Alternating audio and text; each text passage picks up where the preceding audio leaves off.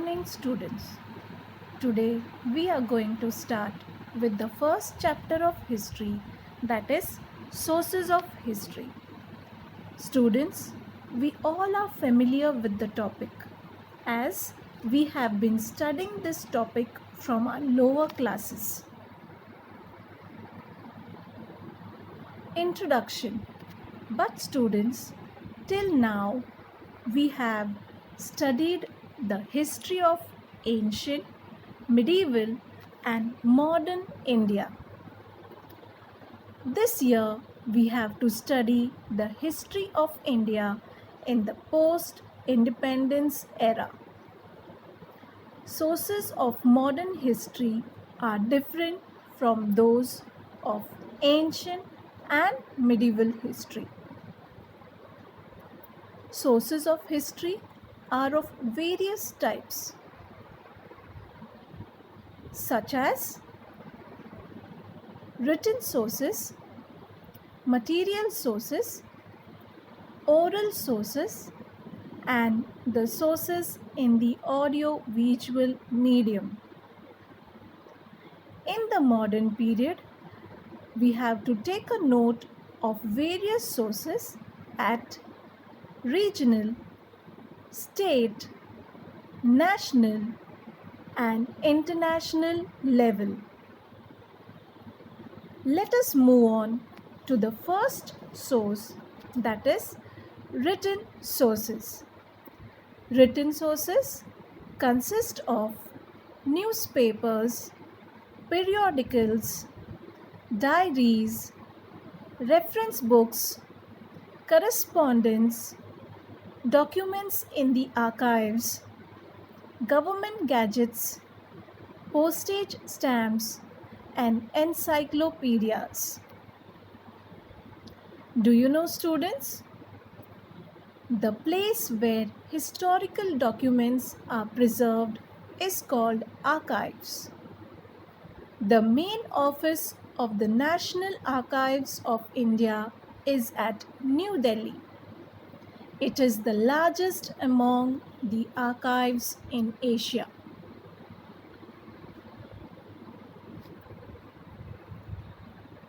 Just as newspapers are considered the fourth pillar of democracy in the modern period, they are also a major medium of information. If we consider the period from 1961 to 2000, we see that in the beginning there was no alternative to the print media, especially newspapers. With liberalization and widespread use of internet in India, an alternative for print media became available. Yet, the print media still continue to be powerful. Now, we are going to highlight on the first print media, that is newspapers. Through newspapers, we can get information about national and international affairs, as well as politics, arts, sports, literature, and social and cultural affairs. Newspapers contains matters related to human life. Most national newspapers have also started their regional editions. They also publish supplements that gives information about various topics. Newsletters of various movements, the dailies or weeklies of political parties, the monthly and annual magazines are important among the print media. Some newspapers produce special supplements towards the end of the year that take an overview to the important events of the year. Such supplements help us understand the important events of the year. Students, let's move on to the second most important print media, that is Press Trust of India, PTI.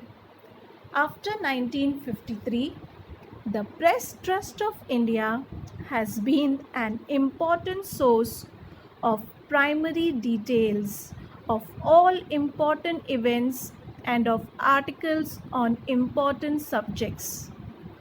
Press Trust of India has provided reports, photographs, and articles on financial and scientific issues to newspapers. PTI has now started its online services. During the 1990s, PTI started using the satellite broadcast technology instead of teleprinters to send news all over the country. This material is important for writing the history of modern India. Do you know, students? Among the print media, the information contained in the annual issues of the publication division of the Government of India is authentic and trustworthy. For example, the Information and Broadcasting Department published India 2000, an annual reference book. This reference book is created under Research, Reference and Training Department. It contains useful information about the land, its people, national emblems, political system, defense, education, cultural events, and an account of the developments in the fields of science and technology, environment, health and family welfare, social welfare, media of mass communications, along with basic data related to economics, finance, planning, agriculture, water conservation, rural development, food and civil supplies, energy, industries, trade and commerce, transport, communication, labor, housing, laws and statutes, youth and sports departments, etc. It is possible for us to write history with the help of such information. With the help of the website www.publicationsdivision.nic.in.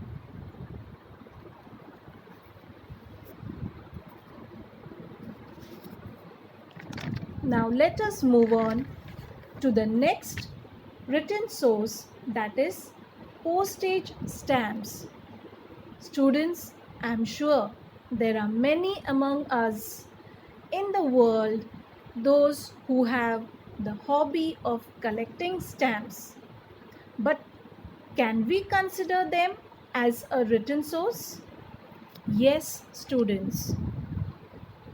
The postage stamps don't reveal anything on their own, yet a historian makes them speak. There have been several changes in postage stamps since India became independent. Postage stamps reveal a lot to us about changing times due to the variety in the sizes of the stamps, the novelty in their subjects and color schemes.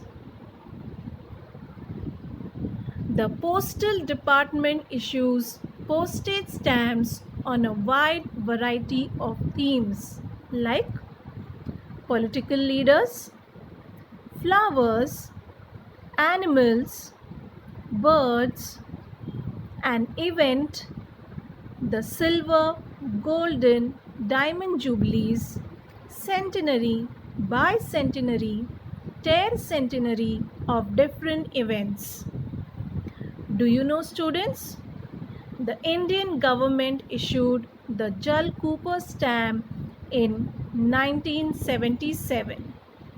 Jal Cooper was an internationally acclaimed philatelist, that is, an expert on the subject of postage stamps. Born in a Parsi household in Mumbai, Cooper edited India's stamp journal. He was the founder of the first philatelic bureau in India, an office that collected stamps. He also founded the Empire of India Philatelic Society. He went on to write many books on this subject.